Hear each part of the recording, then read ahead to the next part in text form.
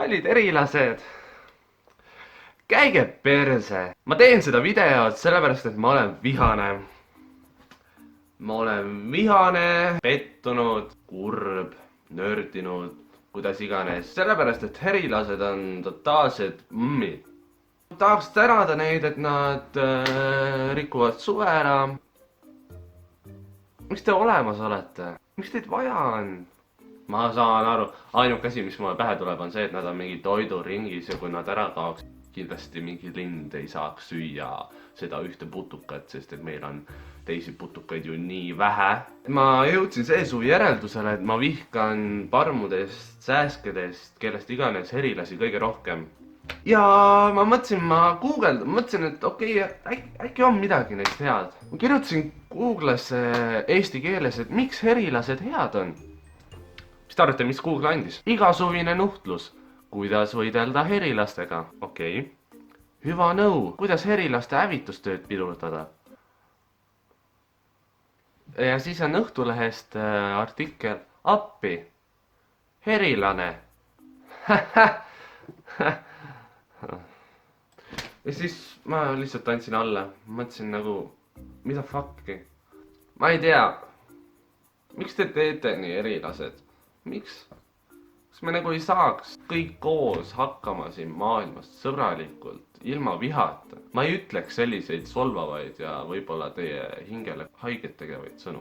Aga te fucking ise süüd. Ma kõnnin aias niimoodi, et mul ei ole allergiat. Ma ei kujuta ette, kui mul oleks allergia ka, neid inimesi on Eestis väga palju. Kõnnin aias ringi nagu fucking miiniväljal, eriti praegu, kui õunad on maha kukkunud. Ja siis on nagu iga mingi natukese maa tagant on õun maas ja siis seal on mingi 3 erilast vähemalt peal. Ja siis sa lähedki umbes niimoodi ja mitte ainult maas, vaid nad on nagu puu otsas on sul õuna sees erilased. Lähed, vaatad ilus õun, võtad kinni ja siis vaatad ja siis vajub sulle 3 lõusta otsa ja siis nad fucking lendavad sulle näkku. Võib-olla see on natuke liialdatud video ka, sellepärast et mul on väike foobia tekkis paar aastat tagasi, mis paar aastat. Kui ma olin selle sama sõbra, selle Adelega olin seal taga aia. Meil olid need liblikavõrgud. Lihtsalt keerutasin.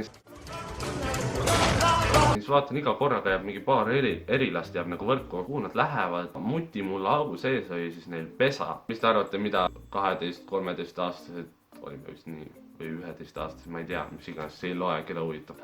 Mida me tegime? Me paime need 2 võrku paime selle pesa peale, mõtlesime Nüüd mõtlen, loll tegu võits. No shit, Sherlock. Noh, paime peale, irvitasime ja me ei mõelnud, et aga need erilased, kes enne väljas olid ja kes tahavad nüüd sisse tulla, et nad võiks nagu ründama hakata või nii. Nad tulid, vaatasin, oi fuck, neid on päris palju ja panin jooksu. Sõber jäi sinna maha, ta jäi lollinaga vaatama. Jooksen, tunnen, mul on kapuutsi sees erilane. Kujutad sa ette, et sa jooksed hingeldades ja kuuled, kuidas sul pea ümber siin suris, põrkab sulle ja nõelab siin. Ma tegin vist oma elu jooksu siis niimoodi, et ma kiskusin riideid samal ajal seljast ära. Maja nurga peal tõmbasin niimoodi kurvi.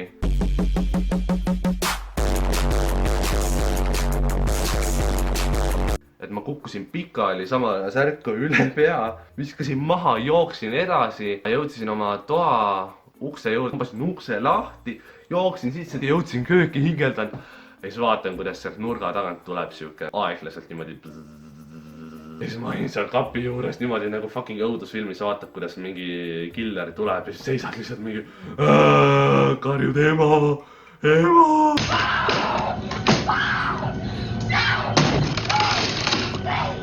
Ma tegin kiire jooksu WC-sse, lukustasin ennast kinni ja siis lihtsalt hingeldasin seal ja peale seda on erilaste ja minu suhe nagu totaalne ei. Inimesed ütlevad, et jää seisma, ära liiguta ennast, ta läheb ära. Fucking ei lähe. Ta ronib sulle käe peale. Ma olen näinud oma silmaga, kuidas ju on üritanud erilane fucking nahatükiga ära lennata. Et siuksed kuradi ahnepätsid. Kui iga kord tuleb või midagi, siis ma muutun kung fu masteriks ja kukun niimoodi tegema või pailiselt ajama. Kuhu iganes. Mina ei kavatse nõelata saada selliste väikeste värdjate poolt. Et see video oli siuke natuke totter. aga ma sain vähemalt enda mõtteid avaldada ja ennast natuke välja elada. Ma ei tea, kas see meeldis teile või ei meeldinud, igatahes te seda nägite. näeme järgmine kord.